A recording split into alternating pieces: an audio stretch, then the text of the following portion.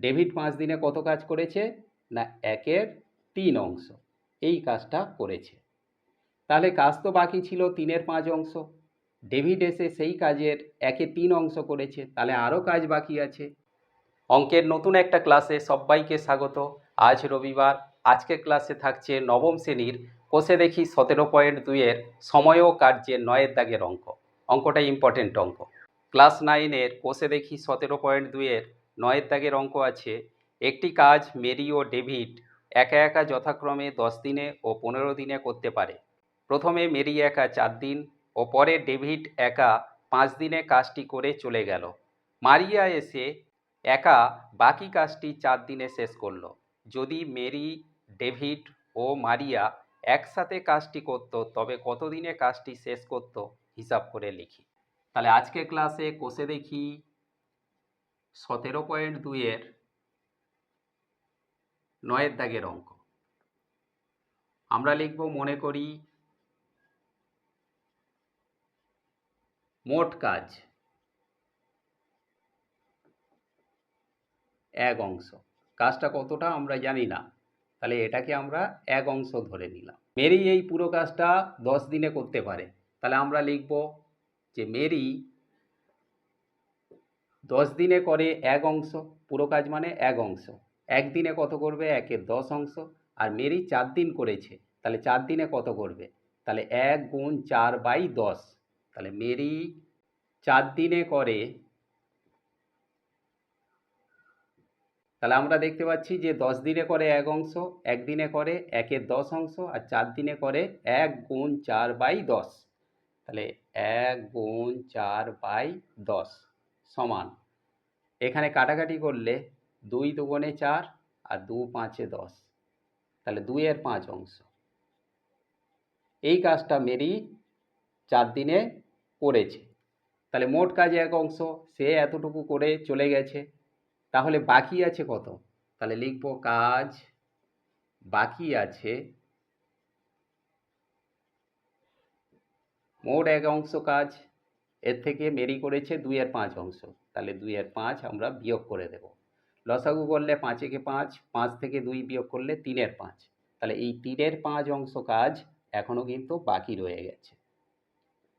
এই বাকি কাজটা ডেভিড এসে 5 দিন করে সেও আবার চলে গেল, তাহলে আমরা লিখব ডেভিড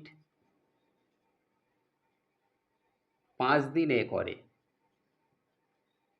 5 দিনে সে কত কাজ করবে? আমরা দেখতে পাচ্ছি যে ডেভিড 15 দিনে পুরো কাজটা করতে পারে, মানে 15 দিনে করে 1 অংশ, 1 দিনে করে 1/15 অংশ, 5 দিনে করে 1 গুণ 5/15। তাহলে 1 গুণ 5/15, 5 3 15, তাহলে এখানে 1/3। ডেভিড 5 দিনে কত কাজ করেছে? না 1/3 অংশ এই কাজটা করেছে। তাহলে কাজ তো বাকি ছিল 3/5 অংশ। ডেভিড এসে সেই কাজের 1/3 অংশ করেছে, তাহলে আরও কাজ বাকি আছে। তাহলে আমরা লিখব কাজ বাকি আছে,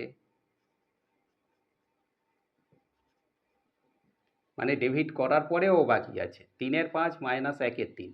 তাহলে এখানে 3/5 মাইনাস 1/3 লসাগু করে আমরা বিয়োগ করব। 3 5-এ 15 লসাগু, তাহলে 3 3-কে 9 বিয়োগ 5 একে 5, 9 থেকে 5 বিয়োগ করলে 4-এর লসাগু হয়েছে 15। তাহলে 4/15 অংশ কাজ কিন্তু ডেভিড করার পরেও বাকি রয়ে গেছে। এই যে বাকি কাজটা, এইটা মারিয়া এসে 4 দিনে শেষ করে ফেললো। তাহলে আমরা লিখব মারিয়া ওই 4/15 অংশ কাজ করে কত দিনে? এই যে বাকি কাজটা ছিল সেই কাজটা সে 4 দিনে শেষ করে ফেলেছে। তাহলে 4/15 অংশ করে 4 দিনে। 1 অংশ মানে পুরো কাজটা যদি সে একা করতো তাহলে কত দিন লাগতো? তাহলে 4 গুণ, এখানে 4/15 ভগ্নাংশটা উল্টে হবে 15/4, তাহলে ওপর নিচে 4 4 কেটে গেলে 15 দিন। তাহলে মারিয়া যদি পুরো কাজটা করে 15 দিন সময় লাগবে। মেরি যে কাজটা 10 দিনে করতে পারে, ডেভিড সেই পুরো কাজটা 15 দিনে করতে পারে, আবার মারিয়ার সময় লাগে সেই কাজটা করতে 15 দিন। তাহলে এরা তিনজনে যদি একসঙ্গে কাজটি করত কত দিন লাগতো? তাহলে আমরা লিখব তিনজনে একত্রে, তিনজনে একত্রে, তাহলে মেরি 10 দিনে করে এক অংশ, একদিনে কত করবে? একদিনে করে একের 10 অংশ, এটা মেরির কাজ। ডেভিড করলে 15 দিনে করে এক অংশ, তাহলে একদিনে কত করবে? একের 15 অংশ, তাহলে একের 15।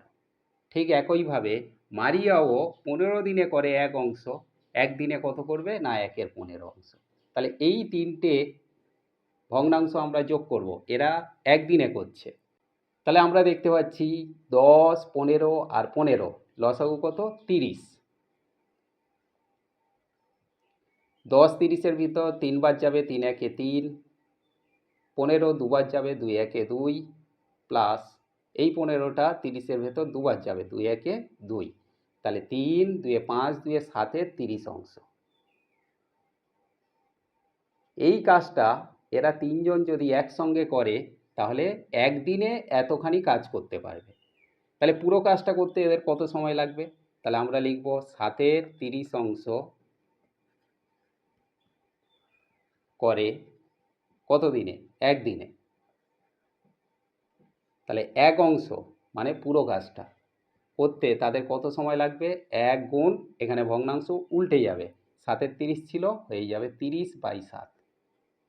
তাহলে 30-এর সঙ্গে 1 গুণ করলে 30/7 আছে, তাহলে 30-কে 7 দিয়ে ভাগ করলে 7 4-এ 28, 4 পূর্ণ, বিয়োগ করলে 2, 2-এর 7 দিন।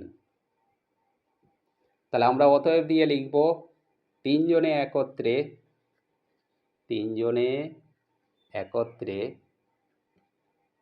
4 পূর্ণ 2-এর 7 দিনে, 4 পূর্ণ 2-এর 7 দিনে কাজটি শেষ করতে পারবে।